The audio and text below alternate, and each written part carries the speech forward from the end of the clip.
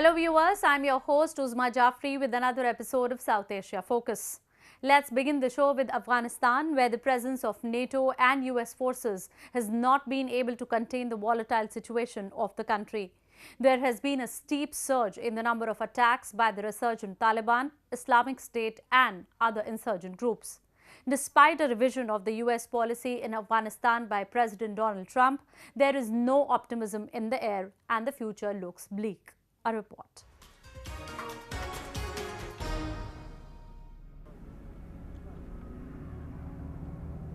This UNHCR camp in the city of Kabul for people displaced by war is testimony of the fact that the situation is still grave as people are forced to live away from their homes, and the situation is only getting worse every day with the increasing brutal and unrelenting attacks of Taliban and Islamic State. 16 long years of struggle since the US-led campaign started to topple the Taliban government, there has been little success at the social, economic and political fronts of Afghanistan, and in fact, violence has only grown with militants regaining foothold across the country.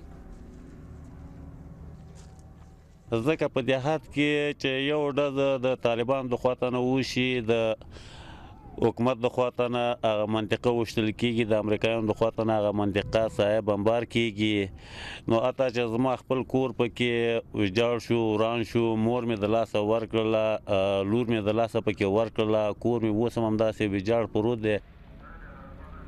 The country has been plagued by deteriorating security. Hundreds of deaths and injuries have been caused by multiple cases of suicide bombing in recent history where religious and public places were targeted. According to the United Nations figures, at least 1,662 civilians were killed and 3,581 wounded in the first half of the year, with nearly 20% of civilian casualties in the capital, Kabul. Many civilians said that despite the change of power in Kabul over the years, people's lives have not changed for the better. هر روز که میبریم از خانه نگرانی از هستیم که شاید انتحار شود شاید انفجار شود دیگه پس که به خانه میریم دیگه اون مشکلات به نظر میاد. As part of the new strategy in Afghanistan, the administration of US President Donald Trump in August announced an increase of troops in the country, taking the reins of a conflict where over 8,000 military personnel are mostly focused on buttressing their Afghanistan counterparts in the face of Taliban and Islamic State gains. Many Afghan political analysts, however, believe that the new US strategy would not help improve the situation in Afghanistan, and there are other critical issues which require to be addressed first. Because we are an ethnically divided country, political cohesion among the political elite is very important. Right now we see that we are fragmented and there's a serious political crisis. In order to stabilize Afghanistan, as I said earlier, the military is not the solution. So in addition to the military support, we need to find a political solution for Afghanistan. Meanwhile, the aid organization International Committee of the Red Cross, which has been operating in Afghanistan for more than 30 years and has been running its fourth biggest humanitarian program in the country, has decided to significantly reduce its operations in Afghanistan after 7 of its staff members have been killed this year by the increasing number of attacks. Exposure to risk has become our greatest challenge and concern. We know that there is no zero risk in Afghanistan and we're not aiming at that. We don't want to build differently our security than we have always done. Our security is built on acceptance and dialogue. And acceptance comes from meaningful services that can be provided to vulnerable people. According to US military estimates, the government controls no more than 60% of the country, with the rest either controlled or contested by the Taliban and other insurgent groups. Meanwhile, Afghanistan President welcomed the arrival of US-made UH-60 Black Hawk helicopters in their fleet, which marks the beginning of the transformation of the Afghan Air Force. We now talk about Pakistan's Balochistan province, where the human rights situation has gone from bad to worse. Recently, experts had gathered in Washington D.C. to discuss the injustice happening to the people of Balochistan as enforced disappearances, killings and economic exploitation continues unabated.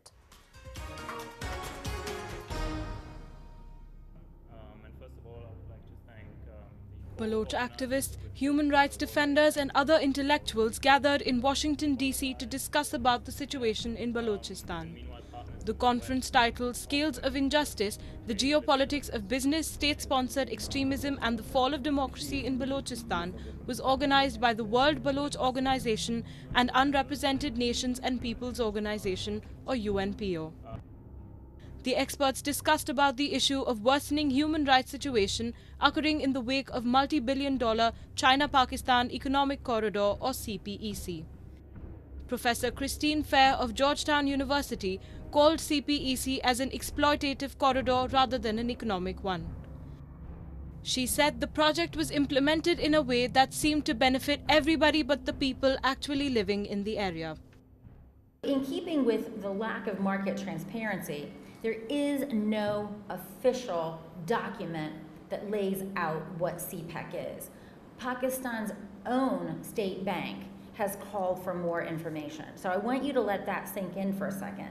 Pakistan's own state bank doesn't know what CPEC is, doesn't understand the pricing, it doesn't understand what the actual sub-projects are going to be. So when the State Bank of Pakistan is asking for more information and is not getting it from either the political or the military elites, imagine the quality of information that the average Pakistani is obtaining.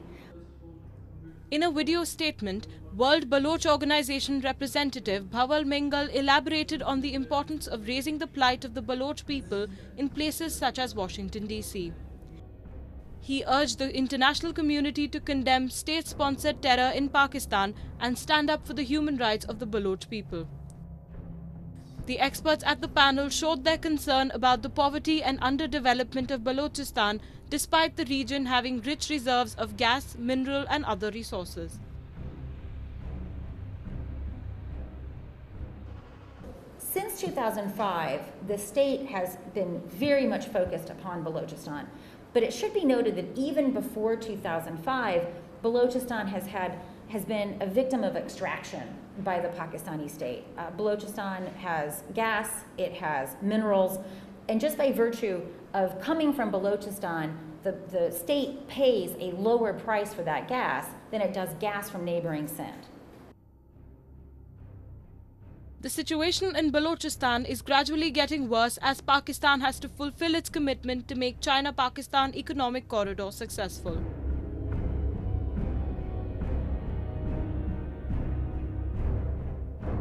A large number of people in the province have been displaced, whereas Pakistan Army and security forces have been targeting civilians to clear way for the CPEC project.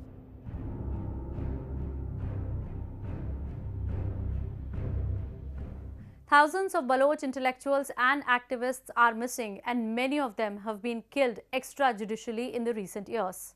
My colleague Ravi Khandelwal spoke to Fernando Burgess of Unrepresented Nations and People's Organization on the situation of Balochistan.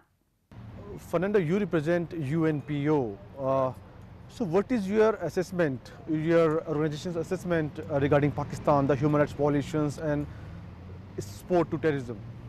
Well, UNPO has the Unrepresented Nations and People's Organization. We have nowadays 46 members, and we have 3 members that are currently being under Pakistan's rule, the Balochis, the Sindhs, and the Gilgit-Baltistan. When it comes to Balochistan, compared to the other cases around the world, we don't have any other parallel in terms of human rights violations. And for instance, in Gilgit-Baltistan up in the north, which is a UN-declared disputed territory, people are not even allowed to speak against CPEC. So our assessment is that the situation in Pakistan has never been so bad for minorities, for ethnic and religious minorities, and this is why we're here in Geneva denouncing at the United Nations. If we talk about Balochistan, the situation is getting worse day by day. The number of enforced disappearances, killings, and now the China's access into Balochistan makes the difficulty more troublesome for the Baloch people. So how do you see these kind of developments in Balochistan province? Well, we are very concerned because the marriage, as people are saying, between Pakistan and China is very worrying. As we all know, China does not have a good records in human rights, coupled with Pakistan. So you can imagine people in Balochistan. The port of Gwadar is the center point of this whole project. And the increasing militarization of the region is making the suffering of the Balochi people reaching levels that has never been seen. So our concern is that the international community has to step in. China and Pakistan will not stop doing as it seems. They will not care about human rights, as we know they don't. And Baloch people are missing. They are going and they're disappearing day by day. And the ones who dare to speak out against the military courts and against the enforced disappearances are also killed and they disappear. So if you add the fact that there is an informational gap on Balochistan, so the media there cannot speak out, the international media does not know about Balochistan, so that makes our responsibility to raise awareness of the situation in Balochistan even greater. On one side, it's creating the human rights violations. On the other side, it's supporting the terror organizations like Lashkar-e-Taiba, the Taliban, and a lot of other organizations. So why Pakistan is providing so much of support to these terror outfits? Well, why? I don't know why. I just don't know that the people who are paying the price for Pakistani policies are the people on the ground, the minorities. If you ask me if any other country has been oppressing their minorities as much as Pakistan, I would say only China in that level. So this is why CPEC couldn't be worse. So Pakistan does not want to talk about human rights. Here at the UN, they say that they're doing everything they can, that they respect international law. But the activists on the ground in Pakistan, the minorities, they know the truth and they are disappearing, and the situation is getting worse day by day. Will China stop its project in Balochistan, Gilgit-Baltistan and Sindh, because there is a lot of resistance going on there? Yeah. China is a very strong and stubborn military state, so if you would depend only on China, I would say no. But that's why the international community has to open their eyes about what's happening in Pakistan, especially in Gilgit-Baltistan and in Balochistan. China will have to stop at some point, but not because it wants to, only because there will be pressure. So that's why we are waging a peaceful campaign so that China and Pakistan respect international law and stop violating the very rights of their own citizens. Thank you very much, Fernando. Thank you very much. Yeah, thank you very much. Thank you. Moving on, India's developing economy is becoming a lucrative market for the companies of developed countries. During the recent visit of European Commission President Jean-Claude Juncker and European Union Council President Francisez Tusk, the leaders expressed EU's keenness to explore the Indian market and boost bilateral trade with New Delhi. We have a report. European Commission President Jean-Claude Juncker and European Union Council President Francisez Tusk's recent visit to New Delhi was aimed at increasing trade with India and clearing the way for the long-pending free trade agreement. The duo also met Indian Prime Minister Narendra Modi and External Affairs Minister Sushma Swaraj. The trade volume between India and EU in goods and services has already exceeded 100 billion euros, with over 6,000 European companies setting up base in India, creating 5 million jobs. India receives about 24% of FDI from EU. We have very much technological dependence from Euro right from the beginning, because many of the even Britishers and European had established bases in India long back. And now we are again want to improve our technology. So many of the Indian companies are having the collaborations with German companies, French company, and Sweden, Norway. The 14th India-EU summit reflected growing convergence between the two on regional and international issues. Tusk said that the EU's objective is to have a strong strategic partnership with India by enhancing cooperation in the economic field on counter-terrorism and climate change. On terrorism, there was specific mention of globally proscribed terrorists and terror entities, including Hafiz Saeed, Zakir Rahman Lakhvi, Dawud Ibrahim, LET, JEM, Hizbul Mujahideen, etc. India and EU have a common position on China's One Belt and One Road. The indirect attack on the Chinese centrally designed project without respect to international norms was quite palpable. The most important highlight is that for the first time, the EU has agreed to mention not just terrorist entities but also terrorists in an India-EU document. So this document, it firstly condemned the recent terrorist attacks in India and member states of the European Union, and it also reaffirmed the determination to jointly combat terrorism and violent extremism in all their forms and manifestations, irrespective of their motivations, wherever and by whomever they are committed. The European Union also appreciated India's role in Afghanistan for extending development assistance, including for building social and economic infrastructure, government institutions, and human resource development and capacity building. This too is a rebuff to Pakistan, which does not want India to have any role there. The significant understanding on several issues reflects that the partnership between India and EU goes beyond trade and strategic issues. Moving on, the political situation in Nepal is getting increasingly complex, with a section of representatives demanding postponement in elections while others calling for timely elections. My colleague Binod Prasad Adhikari spoke to Ravi Narayan Khanal, who is a political analyst and an advocate by profession. As the postponement of election is now the talk of town, what provisions does the Constitution have regarding it? If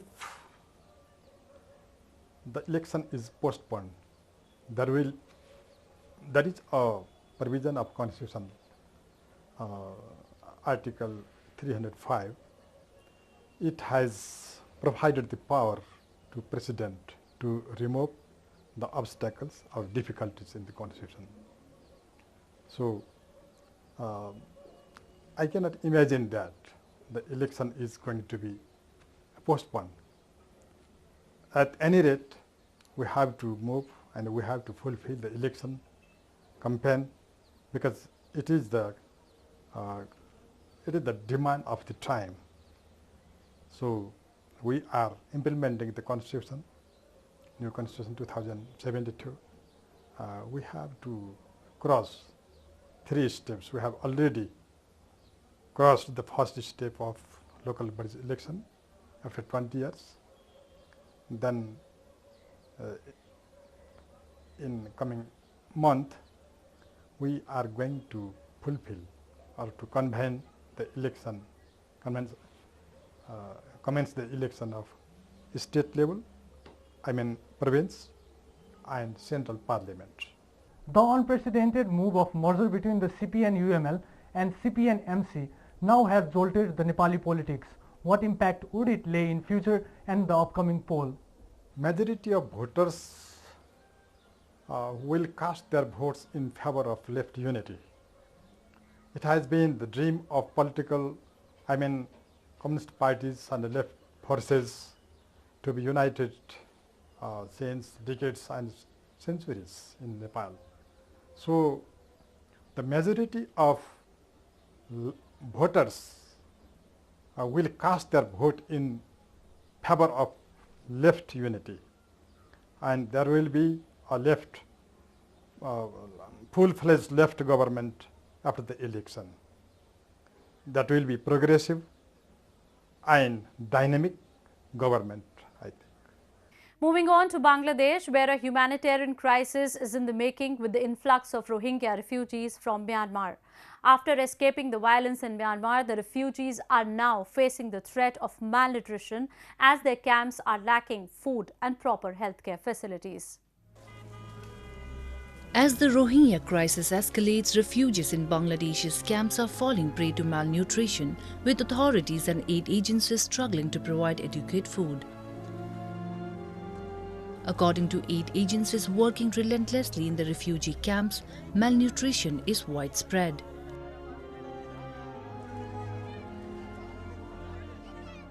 Here, as you can see, all these Rohingya people have arrived and they are living in a dire condition. And what we have learned, nearly 90% of them has informed us that they are living on 1 meal per day. And among them, what we have learned, around 150,000 women and children need urgent support to prevent and recover from malnutrition. Adequate amount of food are not available at refugee camps as international aid agencies are struggling to keep pace with the rapid influx of Rohingya Muslims. Action Against Hunger, an international aid organization which is committed to save the lives of malnourished children, has laid out a concrete plan and has been seeking financial support. So by that humanitarian response plan, we identified there is a need of 434 million euro to respond to the whole crisis of this Rohingya in Cox's Bazar. So apart from that, ACF is need of 19 million euro to respond to this humanitarian crisis in Cox's Bazar. There will be a donor meeting as per we heard at Geneva on 25th of October. So we are hoping that the donor meeting will give us some more insight, and also they will have some more funding opportunity for those INGOs and UN agencies who are working in Cox's Bazar, and we are looking for that. Meanwhile, hundreds of packages of relief material was loaded onto a plane, mainly containing tents and sleeping mats. The collaboration between the UAE and the United Nations High Commissioner for Refugees, or UNHCR, will see regular delivery of aid to the refugees in Bangladesh, with 2 more airlifts planned this month. The UAE will provide the logistics, including storage and transportation, to deliver aid provided to the UNHCR. Yeah, well, the United Nations is facing the fastest developing refugee emergency in recent times. Indeed, the UN High Commissioner Filippo Grandi has said that in his long career with UNHCR, the UN Refugee Agency, he has not seen an emergency develop as fast as this one. More than 500,000 refugees have come to find sanctuary in Bangladesh after Rohingya Muslim insurgent attack on security posts triggered a military offensive across the north of Rakhine State, in which United Nations branded a textbook example of ethnic cleansing. Myanmar promised to take back all verified refugees amid mounting international pressure, but there's little hope for speedy repatriation.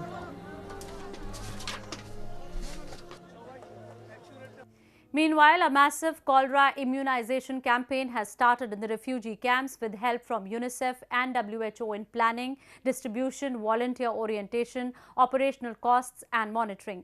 With that, we come to the end of this week's episode. Now I leave you with some images of enthralling Rhythm of Paradise concert featuring Bollywood singer and composer Adnan Sami, organized in Srinagar. Goodbye and take care.